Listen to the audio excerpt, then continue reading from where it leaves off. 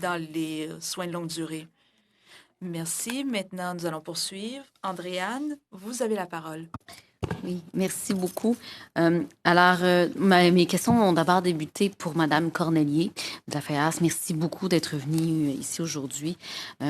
Vraiment, dans votre exposé, vous proposez plusieurs solutions, surtout évidemment dans l'optique de rémunérer ou de reconnaître davantage le travail invisible des femmes, et on le sait, c'est pas suffisamment reconnu. Notamment, vous suggérez d'augmenter les paiements du RRQ, du SV pour les femmes qui ont eu des enfants, crédit d'impôt remboursable pour les proches aidantes, et de même qu'une forme d'assurance familiale. Bref, beaucoup de solutions pour vraiment faire en sorte que les femmes soient compensées pour ce travail invisible-là qu'elles font. Mais autre que ça, comment justement le travail invisible a un impact? J'aimerais vous entendre un petit peu plus à ce sujet sur la qualité de vie économique des femmes.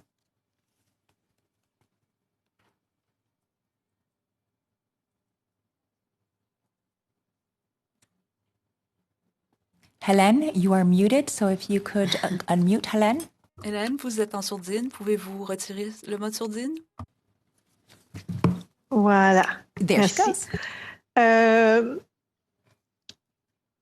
Je pense qu'effectivement, la FEAS, qui est un groupe d'éducation et d'action sociale pour la promotion de l'égalité entre les femmes et les hommes au Québec et au Canada, qui ne travaille pas d'ailleurs directement avec des clientèles comme on a vu, soit les services de garde, les femmes violentées, etc., est un peu plus généraliste. Mais son dossier de fond depuis plus de 50 ans, au moment de sa fondation en 1966, c'est vraiment le travail non rémunéré des femmes, parce que dès cette époque, les femmes se sont aperçues qu'elles resteraient pauvres toute leur vie, que leurs filles seraient pauvres toute leur vie si ce travail-là n'était pas reconnu et compensé et à l'occasion rémunéré. Vous avez parlé de la mesure du RRQ, dont je n'ai pas parlé dans mon allocution ici, faute de temps. Pour la FEAS, ce n'est pas suffisant que, comme au Québec, on enlève les années où on reste à la maison avec des enfants et sans revenus, qu'on les enlève du total des années travaillées.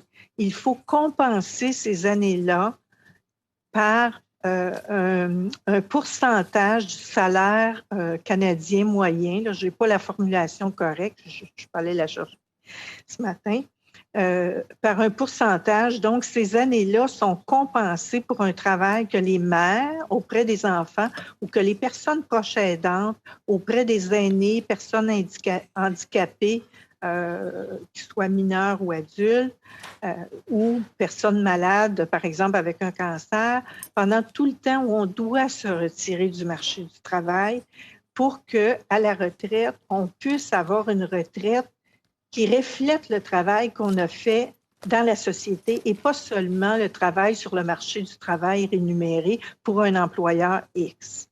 Donc, ça, c'est le type de mesure. Les crédits d'impôt en sont d'autres, mais quand ils sont non remboursables, qui y a droit? Vous avez vu la statistique du RANC.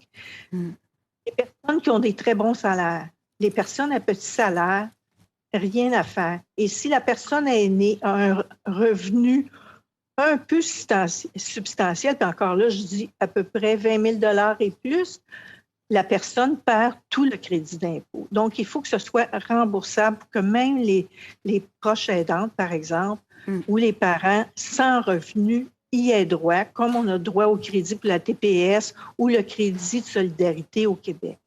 Ce sont ce type de mesures-là. La même chose avec les prestations pour les aidantes.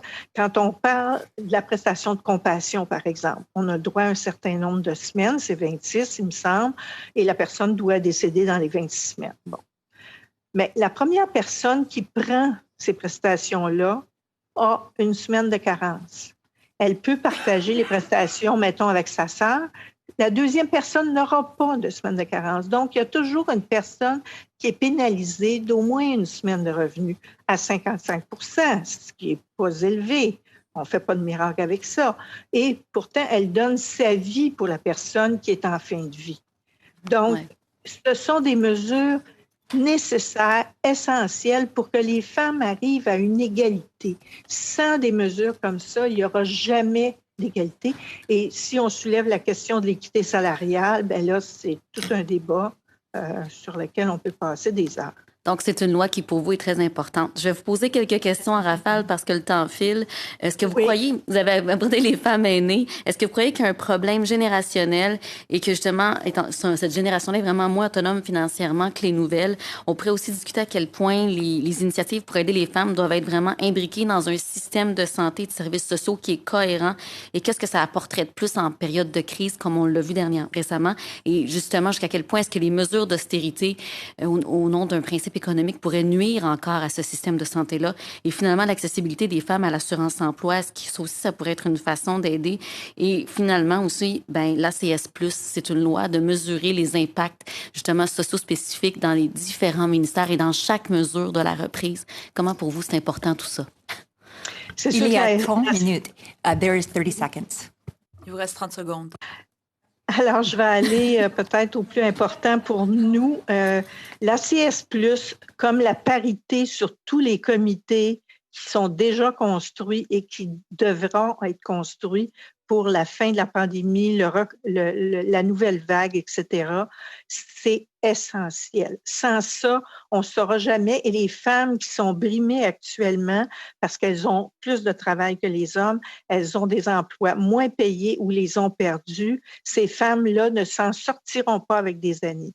De plus, ce que je veux mentionner, c'est que il ne faut pas oublier que tout le stress généré actuellement par cette situation-là, que vivent les femmes en maintenant la maison correcte, en s'occupant des enfants et des personnes aînées. Merci. Our time has run out.